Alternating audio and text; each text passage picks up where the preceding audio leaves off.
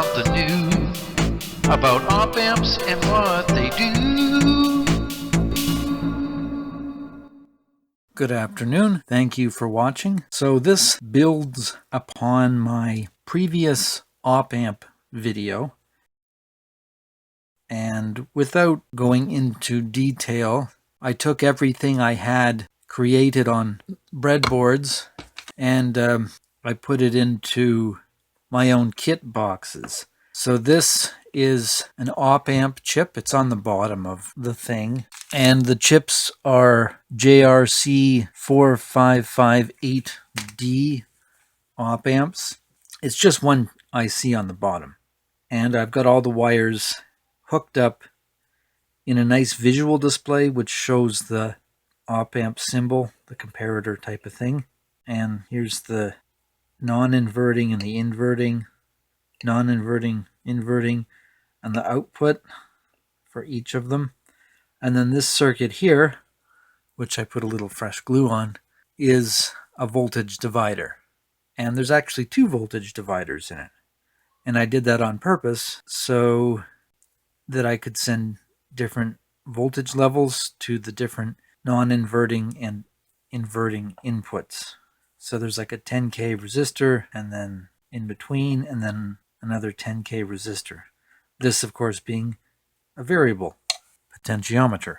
So that should explain what's happening here. If I give more voltage to the non-inverting on the output, it should saturate to 5 volts, which is the supply voltage, power supply voltage. In fact, it doesn't quite give that amount out. It's just a little less than 5 volts. So take a ground reading, which I can grab off of anywhere, I guess. So there, and then that.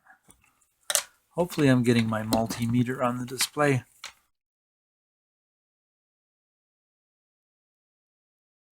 So the output is just a little less than 5 volts, but effectively it's 5 volts. So this knob here controls the signal on the non-inverting. So if it's receiving greater voltage than the non-inverting, it'll saturate high. I can toggle this one, but I can also control the non-inverting, the voltage that the non-inverting is getting. So when the inverting is getting a higher voltage signal than the non-inverting, should shut the LED off. So it all works. Now, what I'd like to get at is just to use my really cheap digital oscilloscope and get a negative feedback resistor going back to the inverting and just demonstrate the adjustment of the gain on the output. So I'm working towards that. But I want to say to the audience listening, don't use me as your teacher, because I'm learning this as we speak, as I speak. So if you're new to op amps, this might do more to confuse you. This is almost more of a memorandum for myself. Okay, so I was looking at some intro to op amp type of material in a textbook. And it was showing an inverting amplifier. And this is not what it showed, but I just drew this just to visually explain that the textbook example was using plus 15 volts and negative 15 volts as the power supply for the op amp. And my benchtop power supply can't do that. It's not very high tech. I can either go from ground, sort of like 0 volts, to 15 volts. So I can't really achieve this without the use of, say, like a voltage divider circuit, which is easy enough to create, but you'd almost have to put a voltage divider on the power supply, so you'd have voltage at 15 volts, and this would be ground, and then you could sort of using a voltage divider, I think this is supposed to be connected, have a common ground. So then you create for yourself 3 different voltage levels, your maximum voltage, so maybe 15 volts, then half of that, 7.5, and ground. So you create 3 different voltage levels to work with. That would kind of mimic or achieve having this range, or a range of voltages between negative 15 and positive 15. I don't know if I'm explaining that well. But anyway, I can't create this. And in this inverting amplifier, I didn't fully draw it. They had the non-inverting input grounded. Now, ground is actually a voltage level between minus 15 volts and 15 volts. So I didn't know how to replicate this circuit. So I came up with something close, and I drew it on paper. I actually built it on the breadboard first. So in my case, the negative 15 volts, I just set to ground, and my power supply I have at 5 volts. And so then the other circuit had a ground. Well, I set that to 2.5 volts. So it's sort of between 5 volts and ground. And the non-inverting input, I'm supplying it with 5 volts through a 10K resistor. And then I'm having negative feedback come off the voltage out pin back through a 5K resistor as negative feedback into the inverting. And I guess this is called an inverting amplifier. So I'll try to think this through out loud. So the non-inverting input is getting a higher voltage. This will be 5 volts. I might as well write it down.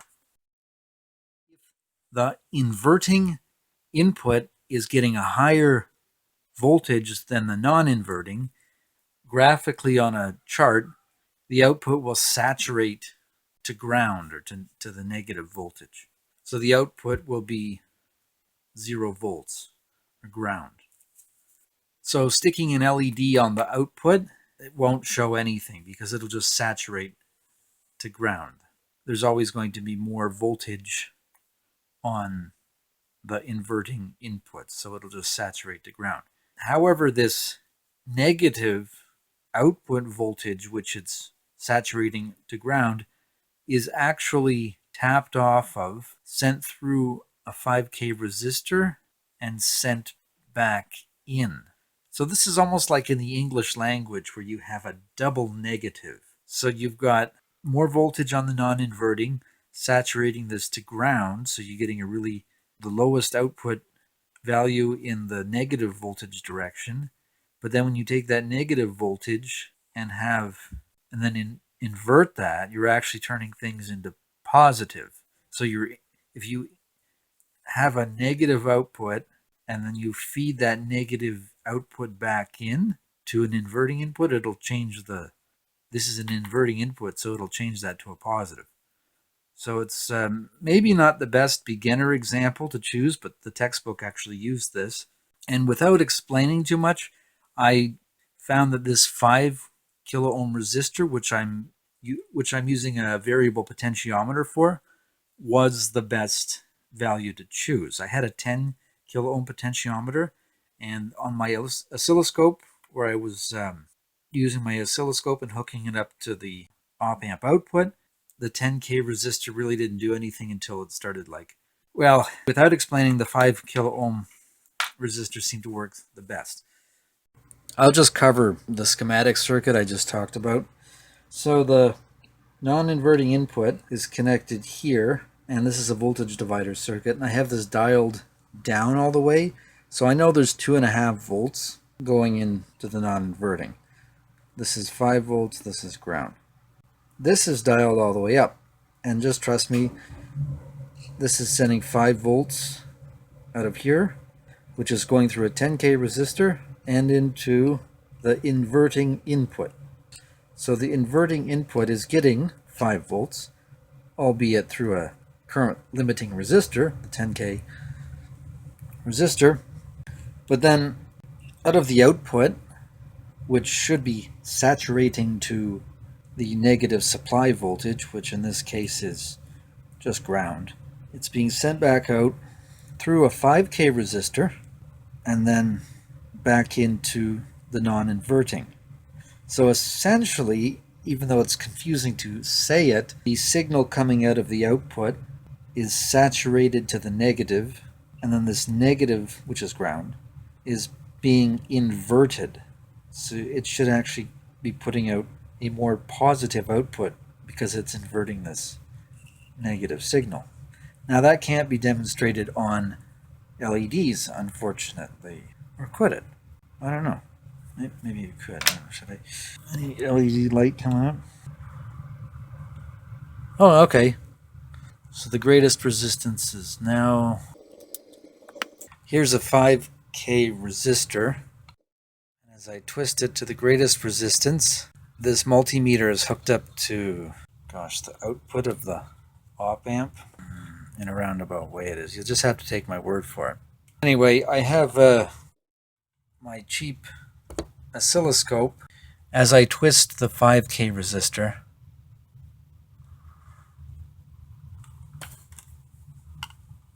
you can see the output is changing. The scale up here is 5 volts. So the greatest amount of resistance brings it down here.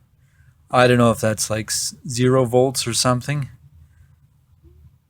So maybe the output's 1 volt. I don't know. I'm not really great with my cheap oscilloscope. But anyway, when I reduce the resistance,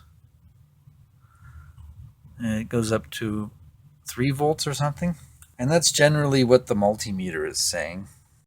That variable 5K potentiometer is kind of 5K, 5 kilo ohms. It's bringing the output to 1.47 volts. At 0 kilo ohms, it brings it up to 2.54 volts. Now that sort of stands to be thought through a little bit, but maybe I will bring it back to my schematic diagram. I'll get my light going. I haven't fully thought this through, so this is just for me to think about later.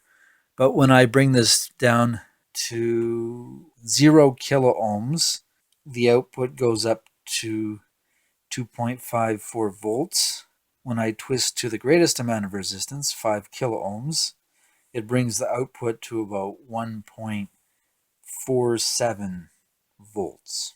So more resistance reduces the voltage. Less resistance increases the output voltage. That I say just by twisting the knob on the practical experiment I just built. I haven't thought that through yet as to why it's working that way. And I know it has probably something to do with inverting an already saturated to the negative output. I guess the more we open this up, less resistance, it's allowing more of this output signal to go back. But I'm a little confused because I know that like just a resistor in a circuit on its own doesn't really affect voltage. It's when you have two resistors together in series, as in a voltage divider, when you tap off in the middle, that achieves a different voltage. So to me, this isn't exactly a voltage divider. So I don't know how that affects what's going on here. I understand that these inputs really are to be better understood as like detectors. They're almost detecting. They really don't, well, I don't know.